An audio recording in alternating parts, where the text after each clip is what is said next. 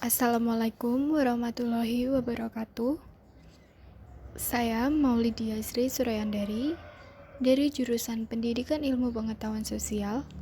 Di sini saya akan menjelaskan tugas mengenai materi ekonomi makro dan mikro dalam mata kuliah konsep dasar IPS. Baik, di sini saya akan menjelaskan dua materi yang menyangkut ekonomi mikro dan ekonomi makro. Pada kesempatan ini, pembahasan yang saya bahas adalah yang pertama, permintaan. Contoh permintaan dalam kehidupan sehari-hari. Yang kedua adalah penawaran, yaitu contoh penawaran dalam kehidupan sehari-hari. Yang ketiga, harga. Faktor-faktor yang mempengaruhi fluktuasi harga. Yang keempat, perdagangan regional dan nasional. Pengertian dari perdagangan regional dan nasional itu sendiri. Yang pertama saya bahas adalah permintaan. Contoh dari permintaan dalam kehidupan sehari-hari. Pengertian dari permintaan. Permintaan adalah suatu proses dalam meminta sesuatu atau sejumlah barang yang dibeli atau diminta pada suatu harga dan waktu tertentu. Permintaan berkaitan dengan keinginan konsumen akan suatu barang dan jasa yang ingin dipenuhi, dan kecenderungan permintaan konsumen akan barang dan jasa tak terbatas. Contoh permintaan dalam kehidupan sehari-hari, yaitu seandainya ada sebuah toko buah yang menjual buah melon yang sangat enak, sehingga banyak orang yang menginginkannya dan menyerbu toko buah itu.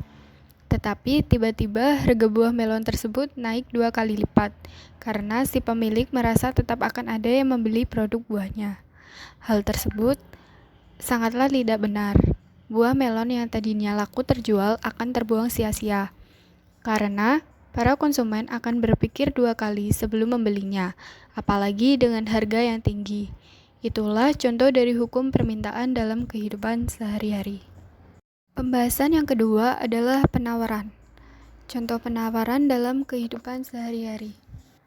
Pengertian dari penawaran. Penawaran adalah sejumlah unit barang yang ada di pasar, yang mana barang atau produk tersebut bisa dijual dengan harga dan waktu tertentu. Barang-barang inilah yang sejatinya sudah tersedia dan siap untuk diperjualbelikan. Contoh penawaran dalam kehidupan sehari-hari adalah ketika toko buah melon tersebut tidak laku, akhirnya pemilik memutuskan untuk menurunkan harganya.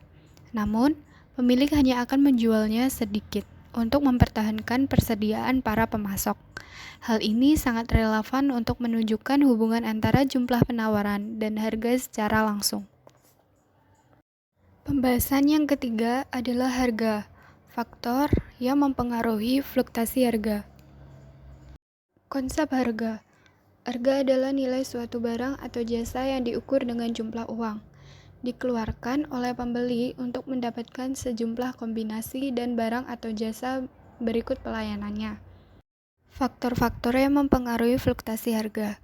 Pengertian dari fluktuasi harga adalah suatu fenomena yang terjadi yang bisa menyebabkan guncangan pada perekonomian maupun bisnis.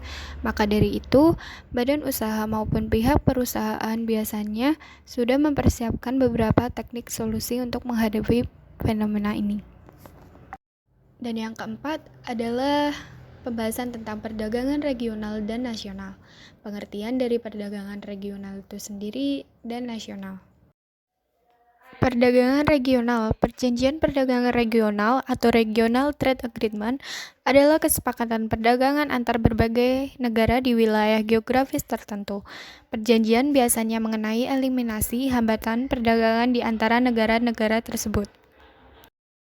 Perdagangan nasional. Perdagangan internasional adalah perdagangan yang dilakukan oleh penduduk suatu negara dengan penduduk negara lain atas dasar kesepakatan bersama. Di banyak negara, perdagangan internasional menjadi salah satu faktor utama untuk meningkatkan GDP. Pembahasan yang selanjutnya adalah tentang hubungan, yaitu hubungan antara permintaan, perdagangan, harga, perdagangan regional, dan nasional. Permintaan dan penawaran akan saling bertemu dan membentuk sebuah harga yang disepakati. Bersama permintaan dan penawaran tersebut bisa berbentuk barang maupun jasa. Begitu pula dengan perdagangan regional dan nasional. Dua perdagangan tersebut sangat berkaitan penuh dengan permintaan dan penawaran, serta harga. Dengan adanya permintaan dan penawaran, maka akan muncul kesepakatan kerja sama perdagangan, baik perdagangan regional maupun perdagangan nasional.